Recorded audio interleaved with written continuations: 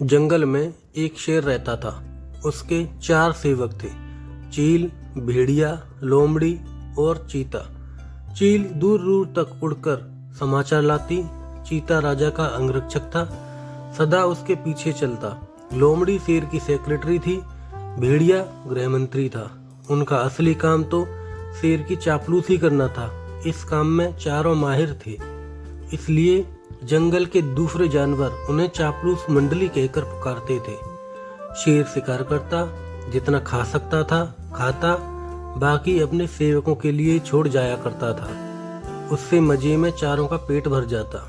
एक दिन चील ने आकर चापलूस मंडली को सूचना दी, भाइयों, सड़क के किनारे एक ऊंट बैठा है।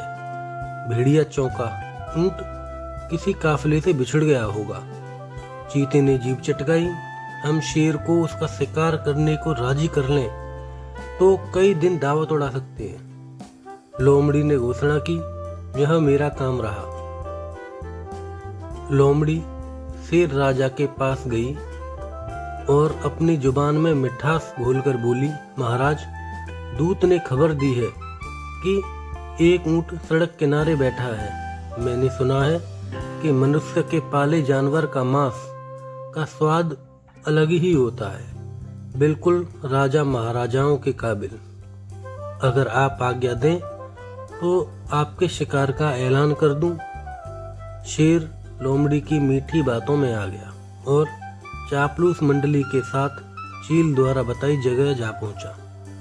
वहां एक कमजोर सा ऊंट सड़क किनारे निढाल बैठा था। उसकी आंखें पीली पड़ चुकी थीं। उसकी हालत देखकर शेर ने पूछा, क्यों भाई, तुम्हारी यह हालत कैसे हुई? ऊंट कराहता हुआ बोला, जंगल के राजा, आपको नहीं पता इंसान कितना निर्दयी होता है। मैं एक ऊंटों के काफिले में एक व्यापारी का माल ढो रहा था, तभी रास्ते में बीमार पड़ गया। माल ढोने लायक बचा नहीं तो उसने मुझे यहाँ मरने के लिए छोड़ दिया। आप ही मेरा शिकार कर मुझे मुक्ति दीजिए। ऊंट की कहानी सुनकर शेर को दुख हुआ। अचानक उसके दिल में राजाओं जैसी उदारता दिखाने का जोरदार इच्छा जाग उठी। शेर ने कहा, ऊंट, तुम्हें कोई जंगली जानवर नहीं मारेगा। मैं तुम्हें अभय देता हूँ। तुम हमारे साथ चलोगे और उसके बाद हमारे साथ ही रहोगे। चापलूस मंडली के चेहरे लटक गए। भेड़िया फुसफुसाया, ठीक है, हम बाद में इसे मरवाने की कोई तरकीब निकाल लेंगे। फिलहाल शेर का आदेश मानने में ही सबकी भलाई है। इस प्रकार ऊंट उनके साथ जंगल में आया। कुछ ही दिनों में हरी घास खाने व आराम करने से वह स्वस्थ हो गया। शेर राजा के प्रति वह ऊंट बहुत कृतज्ञ हुआ। शेर को भी ऊंट का निस्वार्थ प्रेम और भोलापन भाने लगा। ऊंट के तगड़ा होने पर शेर की शाही सवारी ऊंट के ही आग्रह पर उसके पीठ पर निकलने लगी। वह चारों ओर ऊंट की पीठ पर बैठकर ही चलता। एक दिन चापलूस मंडली के आग्रह पर शेर ने हाथी पर हमला कर दिया। दुर्भाग्य से हाथी पागल निकला। शेर को उसने सूंड से उठाकर पटक दिया। शेर उठकर बच निकलने में तो सफल रहा, लेकिन उसके चोटें बहुत आईं। शेर लाचार होकर बैठ गया। शिकार कौन करता? कई दिन न शेर ने कोई शिकार की, न कुछ खाया और न सेवकों ने कुछ खाया। कितने दिन भूखे रहा जा सकता है? लोमड़ी बोली, हद हो गई। हमारे पास एक मोटा ताजा ऊंट है और हम भूखे मर रहे हैं। चीते ने ठंडी सांस भरी, क्या करें? शेर ने उसे अभयदान जो दे रखा है। देखो तो ऊंट की पीठ का कुबड़ कितना बड़ा हो गया है। चर्बी ही चर्बी भरी है इसमें। भेड़िए के मुंह से लार टपकने लगी। ऊंट को मरवाने का यही मौका है। दिमाग लड़ाकर कोई तरकीब सोचो। लोमड़ी ने धूर्त स्वर में सूचना दी, तरकीब तो मैंने सोच रखी है। हमें एक नाटक करना पड़ेगा।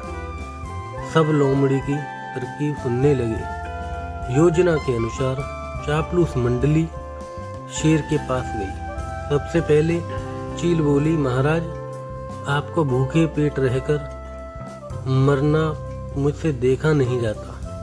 आप मुझे खाकर अपनी भूख मिटा लीजिए। लोमड़ी ने उसे धक्का दिया।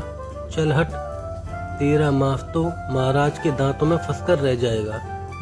महाराज, आप मुझे खाइए। भेड़िया बीच में कूदा। तेरे शरीर में बालों के सिवा है ही क्या? महाराज, मुझे आप अपना भोजन बनाएंगे। अब चीता बोला, नहीं, भेड़िए का मांस खाने लायक नहीं होता। मालिक, आप मुझे खाकर अपनी भूख शांत कीजिए। चापलूस मंडली का नाटक अच्छा था। अब ऊंट को तो कहना ही पड़ा, नहीं महाराज, आप मुझे मारकर खा जाइए। मेरा तो जीवन ही आपका दान दिया हुआ है। मेरे रहते आप भूखों मरें, यह नहीं होगा। चापलूस मंडली तो यही चाहती थी। सभी एक स्वर में बोले, यही ठीक रहेगा महाराज। अब तो ऊंट खुद ही कह रहा है। चीता बोला, महाराज, आपको संकोच हो तो क्या हम इसे मार दें?